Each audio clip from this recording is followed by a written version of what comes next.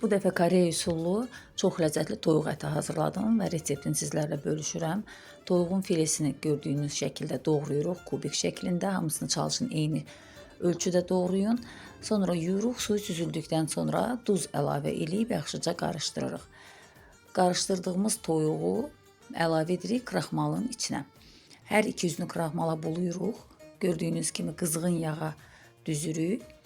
Bir üzü qızardıqdan sonra o bir üzünü çeviririk və hər iki üzünü qəşəng qızardırıq. Çox qurutmağa ehtiyac yoxdur. Qızıl rəng aldıqda yetərlidir. Yığırıq bir kənara. Bir başqa tavada 2 xörək qaşığı duru yağ, 1 xörək qaşığı bal, 1 xörək qaşığı turşu, 2 xörək qaşığı acı ketçup əlavə eləyirik və qarışdırırıq. Dadlar bir-birinə qarışsın. Sonra üzərinə yarım çay qaşığı pul biber əlavə edirik. Bu soğuzu da bir kənara başqa qaba alırıq və üzərinə qızardılmış toyuq ətlərini əlavə eləyirik, qarışdırırıq. Bir 5 dəqiqə soğuzun içində qalmasını gözləyirik, dadları bir-birinə qarışsın.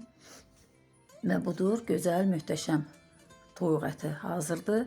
Çox fərqli dadı var. Üzərinə bol küncüt əlavə eləyirik. Fərqli dad sevənlər buyurub hazırlaya bilər. Hazırlayan hər kəsə nuş olsun.